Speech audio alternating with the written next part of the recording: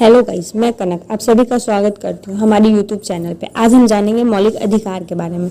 मौलिक अधिकार को संयुक्त राज्य अमेरिका के संविधान से लिया गया है। मौलिक अधिकार का वर्णन भाग 3 में अनुच्छेद 12 से 35 के बीच किया गया है। संविधान के भाग 3 को भारत का अधिकार पत्र भी कहा जाता है, यानी कि मूल अधिकारों का जन्मदाता भी कहा जाता है। मौलिक अधिकारों में संशोधन हो सकता है एवं राष्ट्रीय आपात के दौरान जीवन और व्यक्तिगत स्वतंत्रता के अधिकार को छोड़कर अन्य मौलिक अधिकार को स्थगित भी किया जा सकता है। मूल संविधान में 7 मौलिक अधिकार थे, लेकिन 44वें संशोधन द्वारा संपत्ति के अधिकार को हटाकर मौलिक अधिकार की सूची से हटाकर कानूनी अधिकार की सूची में रखा गया है। अब हमारे संविधान में टोटल 6 मौलिक अधिकार हैं। आइए हम बारी बारी से इनके बारे में जानते हैं। पहला मौलिक अधिकार है समता या समानता का अधिकार। अनुच्छेद 14 से 18 के बीच। अनुच्छेद 14 में है कि सभी व्यक्ति एक समान कानून बनाया गया तथा उन पर एक समान लागू भी किया जाएगा। अनुच्छेद 15 में है कि राज्य के द्वारा धर्म, मूल वंश, जाति, लिंग एवं जन्म स्थान आदि के आधार पर नागरिकों के प्रति जीवन के किसी भी क्षेत्र में भेदभाव नहीं होगा, यानी कि धर्म जाति के अनुसार सारे नागरिक एक समान होंगे। अनुच्छेद 16 में है कि राज्य के अधीन किसी पद पर नियोजन या नियुक्ति से संबंधित, यानी कि कोई भी निम्न जाति का लोग भी उच्च पद पर आसीन हो सकता है।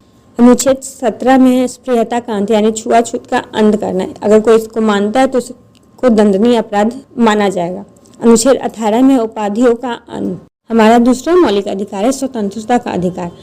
अनुच्छेद 19 से लेकर 22 तक। अनुच्छेद 19 में मूल संविधान में 7 तरह की स्वतंत्रता का उल्लेख है, लेकिन अब सिर्फ 6 ही रह गए हैं, क्योंकि संपत्ति का अधिकार को हटाकर कानूनी अधिकार में रख दिया गया था। अनुच्छेद 20 में है कि अपराधों के लिए दोष सिद्धि, यानी किसी भी व्यक्ति को एक अपराध के लिए सिर्फ एक बार ही सजा मिलेगी और अपराध करने के समय जो कानून है उसी के तहत सजा मिलेगी, ना कि पहले में जो कानून बना था उसके हिसाब से और ना बाद में जो कानून बना है उसके हिसाब से। तीसरा है कि किसी भी व्यक्ति को स्वयं के विरुद्ध न्यायालय में गवाही देने के लिए बाध्य नहीं किया जाएगा। अनुच्छेद 21 में है कि किसी भी व्यक्ति को विधि द्वारा स्थापित प्रक्रिया के अतिरिक्त उसके जीवन और व्यक्तिगत स्वतंत्रता के अधिकार से वंचित नहीं किया जा सकता है। अनुच्छेद 22 में है कि अगर किसी भी व्यक्ति को मनमाने ढंग से हिरासत में ले लिया गया हो तो उसे 3 प्रकार से स्वतंत्रता प्रदान की जाती है। हिरासत में लेने का कारण बताना होगा, 24 घंटे के अंदर अधिकारी के समक्ष पेश होना होगा और उसे अपने पसंद के वकील से सलाह लेने का भी अधिकार होता है। हमारा तीसरा मौलिक अधिकार है शोषण के विरुद्ध अधिकार, जिसका उल्लेख अनुच्छेद 23 से 24 के बीच किया गया है। अनुच्छेद 23 में है किसी भी व्यक्ति की खरीद बिक्री पर रोक लगाना। अगर कोई इसका उल्लंघन करता है तो यह दंडनीय अपराध है। अनुच्छेद 24 में है 14 वर्ष से कम आयु वाले बच्चों को कारखाने या खानों में किसी भी जोखिम भरे काम में नहीं लगाया जाएगा। हमारा चौथा मौलिक अधिकार है धार्मिक स्वतंत्रता का अधिकार, जिसका उल्लेख अनुच्छेद 25 से 28 के बीच किया गया है। अनुच्छेद 25 में है कि कोई भी व्यक्ति किसी भी धर्म को मान सकता है, उसका प्रचार प्रसार कर सकता है।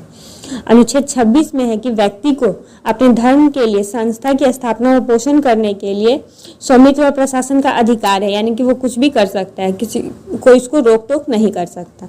अनुच्छेद 27 में है कि राज्य किसी भी व्यक्ति को ऐसे कर देने के लिए बाध्य नहीं कर सकती जिसकी आय किसी विशेष धर्म अथवा धार्मिक संप्रदाय के द्वारा आया हो।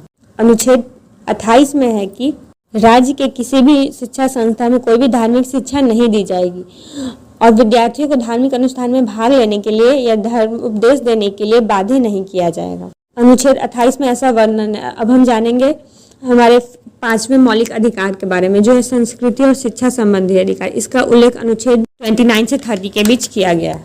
अनुच्छेद 29 में है कि कोई भी निम्न जाति के अपनी भाषा, लिपि और संस्कृति को सुरक्षित रख सकता है। केवल भाषा, जाति, धर्म और संस्कृति के अधिकार पर उसे किसी भी शैक्षणिक संस्था में प्रवेश से रोका नहीं जा सकता। अगर कोई इसका उल्लंघन करता है तो एक दंडनीय अपराध है। अनुच्छेद 30 में है कि कोई भी निम्न वर्ग अपनी पसंद की शैक्षणिक संस्था चला सकता है। सरकार उसे अनुदान देने में किसी भी तरह का भेदभाव नहीं करेगी। हमारा 6वां मौलिक अधिकार है संवैधानिक उपचारों के अधिकार, जिसको भीमराव अम्बेडकर ने संविधान की आत्मा कहा है। इसका उल्लेख अनुच्छेद 32 में किया गया है।